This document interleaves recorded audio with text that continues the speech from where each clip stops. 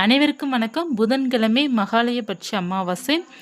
இந்த புரட்டாசி மாத மகாலயபட்ச அமாவாசை மிகவும் சிறப்புக்குரிய நாள். அக்டோபர் 2ஆம் தேதி புதன்கிழமை அன்று காலை நாம் செய்ய வேண்டியது என்னென்ன, சமைக்க வேண்டிய உணவு என்னென்ன அப்படிங்கிறத இந்த பதிவில் பார்க்கலாம்.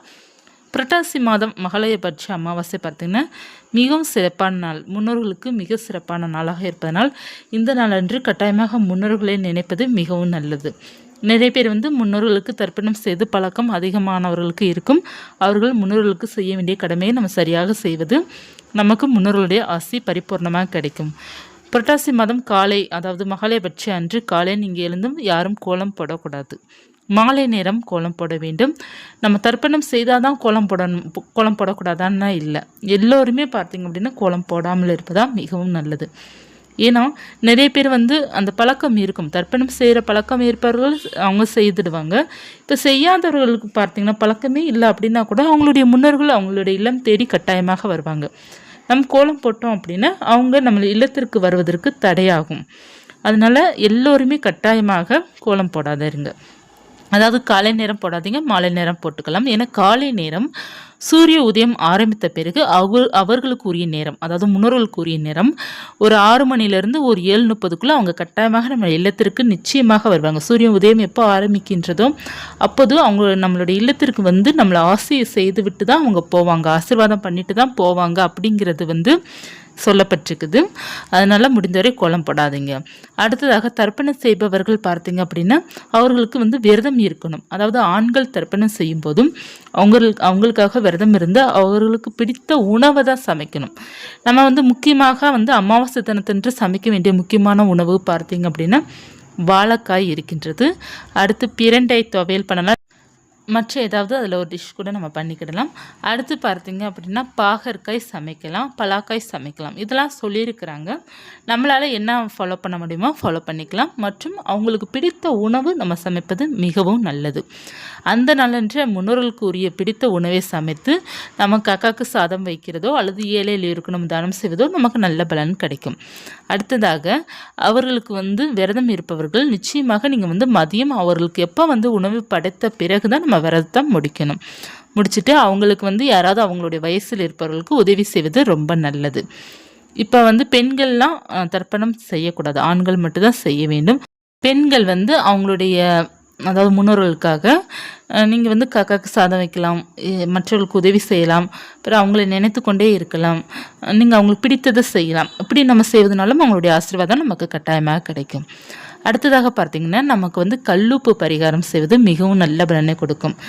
எதற்காக இந்த கல்லுப்பு பரிகாரம் செய்ய வேண்டும் அப்படின்னா அமாவாசை தினத்தன்று அதிகாலையிலே நம்ம பார்த்திங்க அப்படின்னா கடன் தீர வேண்டும் அப்படிங்கிறதுக்காக உங்களுடைய முன்னோர்களையும் மற்றும் உங்களுடைய குலதெய்வத்தை நினைத்து செஞ்சீங்க அப்படின்னா சீக்கிரமாக உங்களுக்கு பணம் சம்மந்தப்பட்ட பிரச்சனை தீரும். நிறைய பேருக்கு நகை அடமானத்தில் இருக்கும், இல்லைன்னா யாருக்கிட்டையாவது அதிகப்படியான வட்டி வாங்கி வைத்து வட்டி கட்டிட்டு இருக்கிறது போல இருக்கும். அந்த மாதிரிலாம் இருப்பவர்கள் இந்த அமாவாசை தினத்தன்று காலை ஒரு கைப்பிடி அளவு கல்லுப்பு வைத்து மஞ்சள் கலர் துணியில் நம்ம முடிச்சு போட்டு வச்சு 1 ரூபாய் நாணயத்தை வைத்து மட்டும் முடிச்சு போட்டு கட்டி நீங்கள் நிலைவாசலில் கட்டி வச்சிங்க அப்படின்னா உங்களுக்கு குலதெய்வம் ஆசை பெற்றும் மற்றும் முன்னோருடைய ஆசையும் பெற்றும் உங்களுடைய கடன் பிரச்சனை எல்லாமே ஒரு முற்றுப்புள்ளிக்கு வரும். சீக்கிரமாக நகையை அடமானத்துலேருந்து மீட்டு எடுப்பதற்கான யோகத்தை முன்னோர்கள் நமக்கு கொடுப்பாங்க. அதனால் அமாவாசை தினத்தன்று நீங்கள் கல்லுப்பு பரிகாரம் காலையில் செய்வது ரொம்ப நல்ல பலன் கொடுக்கும். அடுத்ததாக அகல் விளக்கில் நாளைக்கு பார்த்தீங்க அப்படின்னா ஒரு 2 அகல் விளக்கு எடுத்துக்கோங்க. அதில் பழைய அகல் விளக்கு எடுத்தால் போதும். கொஞ்சம் கல்லுப்பு போட்டு 2-3 மிளகு போட்டு நீங்கள் உங்கள் நிலைவாசல் பக்கத்தில் வச்சிங்க அப்படின்னா உங்களுக்கு கடன் தொல்லைகள் நீங்கும். அதாவது கதவுக்கு பின்னாடி கூட நீங்கள் வைத்துக்கொள்ளலாம், அல்லது நீங்கள் பணம் வைக்கிற இடத்துக்கிட்ட கூட நீங்கள் வச்சிடலாம், அப்படி இல்லைன்னா கிச்சனில் கூட ஒரு ஓரமாக வைக்கலாம். இந்த மாதிரி நீங்கள் வைப்பதனால உங்களுக்கு கடன் பிரச்சனை முற்றிலுமாக தீரும். கல்லுப்பு பரிகாரம் உங்களுக்கு நல்ல ரிசல்ட்டு கொடுக்கும். அடுத்ததாக நீங்கள் குளிக்கும் நீரில் பார்த்தீங்கன்னா கொஞ்சம் கல்லுப்பு கொஞ்சம் மஞ்சள் போட்டு குளிப்பது மிகவும் நல்ல பலன் கொடுக்கும். அதிகமாக கோபம் வருபவர்கள், அதிகமாக எரிச்சல் படுபவர்கள், அதாவது அமாவாசை தினம் பொதுவாகவே பார்த்தீங்கன்னா நிறைய பேருக்கு அதிகமாக கோபம் வரும், சயின்ஸ் ரீதியாகவும் இருக்கின்றது. மற்றும் அவங்களாம் பார்த்தீங்கன்னா மௌன விரதம் இருப்பது மிகவும் நல்லது. அதாவது மௌன விரதம் அப்படின்னா கொஞ்ச நேரம் அமைதியாக இருப்பது, உச்சி நேரம் வரும் வரை அமைதியாக இருப்பது மிகவும் நல்லது. உச்சி நேரத்தில் மிகவும் நிறைய பேருக்கு அதீதமாக கோபம் வரும். அதாவது அதிகமாக கோபப்படுற கேரக்டர்களுக்கு தான் பார்த்தீங்கன்னா அந்த அமாவாசை தினத்தன்று கொஞ்சம் யாராவது எதாவது சொன்னால் கூட டக்குன்னு கோபம் வரும் அப்படிங்கிறது சொல்லுவாங்க. அது வந்து அதிகாலை சூரிய உதயம் ஆரம்பித்த பிறகு உச்சி நேரம் வரும் வரை பார்த்திங்கன்னா கொஞ்சம் அமைதியாக இருப்பது மிகவும் நல்லது. முடிந்த அளவுக்கு மௌனமாகவே இருந்துடுங்க. பிறகு எழுந்த உடனே பார்த்திங்க அப்படின்னா கடவுளுடைய நாமத்தை சொல்லிகிட்டே நீங்கள் எந்திரிக்கணும். அதிகமாக அந்த அமாவாசை தினத்திற்கு கோபப்படுபவர்கள்லாம் பார்த்திங்கன்னா நாமத்தை சொல்லிட்டு எந்திரிப்பதனால் கடவுளுடைய ஆசை பெற்று நமக்கு அந்த நாள் வந்து சாந்தமாக மாறும். அதாவது ஓம் நமோ நாராயணயா, ஓம் நம சிவாயா, ஓம் முருகா அப்படிங்கிறது உங்களுக்கு எந்த கடவுள் பிடிக்குமோ அந்த கடவுளை வந்து நீங்கள் சொல்லி அந்த நாளை வந்து நீங்கள் ஆரம்பிச்சிங்க அப்படின்னா உங்களுக்கு நல்ல பலன் கிடைக்கும். அடுத்ததாக பார்த்தீங்கன்னா முடி வெட்டக்கூடாது, நகம் வெட்டக்கூடாது அப்படிங்கிறது உங்கள் எல்லாருக்குமே தெரியும். அமாவாசை தினத்தன்று முடிவுகள் பார்த்தீங்கன்னா எடுக்கக்கூடாது. நமக்கு அந்த முடிவுகள் வந்து கொஞ்சம் குழப்பமாக இருக்கும். அதனால் எந்த ஒரு முடிவும் நம்ம எடுக்கக்கூடாது அப்படிங்கிறதும் சொல்லப்பட்டிருக்குது. அதே போல் வந்து நாளைக்கு வந்து முன்னோர்களுக்கு உரிய தினமான அந்த அமாவாசை தினத்தன்று முன்னோர்களை மட்டும் நினைத்து அவர்களுடைய ஆசை பெற்று நம்ம இருந்தோம் அப்படின்னா அந்த வருடம் முழுவதுமே நம்ம பார்த்தீங்கன்னா சிறப்பாக வாழ முடியும். ஏன்னா புரட்டாசி மாத அமாவாசை வந்து என்ன சிறப்பு அப்படின்னா நம்மளுடைய முன்னோர்கள் வந்து நம்ம இல்லத்திலே தான் இருப்பாங்க. அந்த அமாவாசை அன்னைக்கு தான் வந்து போவாங்க. ஏன்னா மகாலயபட்சம்ங்கிறது ஒரு 15 நாள் கணக்கு வரும். இப்போ வந்து நமக்கு நாளைக்கு தான் 15வது நாள் இல்லையா?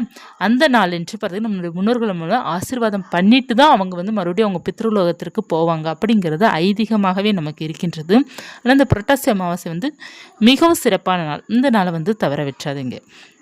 அதற்கப்புறம் பார்த்தீங்கன்னா குலதெய்வ வழிபாடு ரொம்ப முக்கியம். ஒரு செம்பரில் தண்ணீர் வைத்து அது கொஞ்சம் பூ போட்டு கொஞ்சம் மஞ்சள் தூள் போட்டு நீங்கள் வந்து உங்கள் பூஜையில் வைத்து நீங்கள் வழிபாடு செஞ்சீங்க அப்படின்னா இன்னமும் சிறப்பான பலன் கிடைக்கும். அதாவது உங்களுக்கு வந்து கோயில் பக்கத்தில் அப்படி அமைந்திருக்கிறது அப்படின்ற நம்ம கட்டாயமாக குலதெய்வம் கோயிலுக்கு போயிட்டு வருவது நமக்கு ரொம்ப நல்லது.